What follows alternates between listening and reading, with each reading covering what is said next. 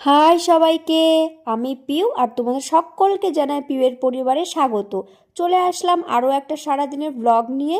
দিনটা ছিল শুক্রবার। দিদা যেহেতু বাড়িতে নেই, মাসি বাড়িতে গেছে, তাই সকাল সকাল উঠে পড়েছিলাম। আর মামার ছিল অফিস। যেহেতু দিদা বাড়িতে নেই, তাই মামা বাড়ি থেকেই অফিস যাচ্ছে।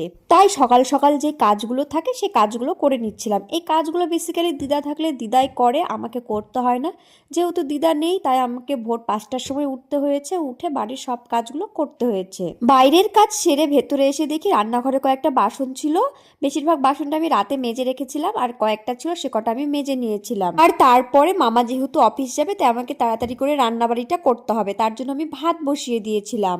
ভাত বসানোর পরে যেহেতু আমার মনে পড়লো আজকে মাছ হবে আর মাছটা ফ্রিজে আছে, তাই ফ্রিজ থেকে আমি মাছটা বের করে নিয়েছিলাম। তারপরে যেহেতু একা একা রান্না করতে হবে, তাই ভাতটা বসিয়ে দিয়ে আমি সবজিটা কেটে নিয়েছিলাম। আজকে করব আলু বেগুন শিম দিয়ে বড় মাছটা দিয়ে তরকারি। সাধারণত আমি ভ্লগগুলো করি মিনি ভ্লগ, আজকে একটু বড় ভ্লগই করছি, দেখি তোমাদের কেমন ভালোবাসা পাই। যদি তোমরা অনেক ভালোবাসা দাও তাহলে আমি আজ থেকে বড় ভ্লগই পোস্ট করব, আর যদি দেখি না ভালোবাসা বেশি পাচ্ছি না, তাহলে আমি মিনি ভ্লগই আবার পোস্ট করব। এরপর কথা বলতে বলতে দেখো আমার রান্না কমপ্লিট হয়ে গেছে। আমি করেছিলাম সেই মাছটা দিয়ে তরকারি। মাছের একটুখানি তেল ছিল, সেই তেলটার মধ্যে একটু বেগুন ভেজেছি, আর এক পিস মাছ ভাজা রেখেছিলাম মামার জন্য, আর করেছিলাম আলু পটল পেঁয়াজ দিয়ে ভাজা। এরপর এক এক করে ভাত তরকারি সব মামার জন্য রেডি করে দিচ্ছিলাম।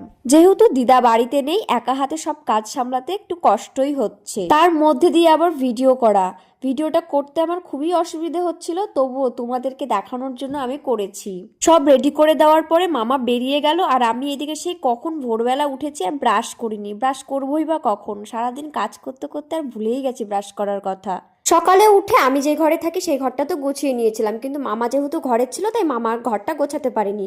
মামা বেরিয়ে যাওয়ার পরে মামার ঘরটা গুছিয়ে দিয়েছিলাম। তারপরে ব্রাশ করে আমি সোজা চলে গেছিলাম ঠাকুর ঘরে, ঠাকুর জাগাতে হবে। দিদা বাড়িতে থাকলে সে কোন ভোরবেলা ঠাকুর জাগিয়ে ফেলে, কিন্তু কি করব, একা একা কাজ করতে করতে দেরি হয়ে গেছে। আমি যখন ঠাকুর ঘরে ঢুকি তখন বাজে প্রায় 9টা। এরপরে ঠাকুর ঘর থেকে বেরোতে বেরোতে প্রায় 10টা বেজে গেছিল। আর জানি এগুলো সকালের খাবার, কিন্তু সকালে আমার খাওয়ার টাইম হয়নি, তাই এখন খেয়ে নিচ্ছিলাম। তারপর কতগুলো জামা কাপড় ছিল সেগুলো ভিজিয়ে রেখে আমি শুনলাম রেশন এসেছে আমাদের বাড়ির পাশে স্কুলে, তো সেখানেই চলে গেছিলাম রেশন তোলার জন্য। রেশনের ওখানে গিয়ে আমাকে বেশিক্ষণ দাঁড়াতে হয়নি, প্রায় 15 মিনিটের মতো দাঁড়িয়েছিলাম, তারপরে আমি পেয়ে গেছিলাম। তারপর বাড়িতে এসে যে জামা কাপড়গুলো ছিল সেইগুলো কেচে নেড়ে দিয়েছিলাম। এরপর স্নান করে তারপরে দুপুরের পুজো দিয়ে নিয়েছিলাম। আসলে 3 বেলা ঠাকুরের কাজই অনেক থাকে বাড়িতে। তারপর আমার একটা থালা সাজানোর ভিডিওর শুট ছিল, সেই শুটটা করে নিয়ে আমি খেয়ে নিয়েছিলাম। খাওয়া দাওয়ার পরে একটুখানি ঘুমিয়েছিলাম। ঘুম থেকে উঠে দেখি বিকেল হয়ে গেছে। ঘুম থেকে উঠে আমার মনে পড়লো সকালবেলা বেগুন গাছে জল দিইনি, তাই চলে গেলাম ছাদে। ছাদে গিয়ে একটুখানি মাটিটা আলগা করে দিয়ে সেখানে আমি জল দিয়ে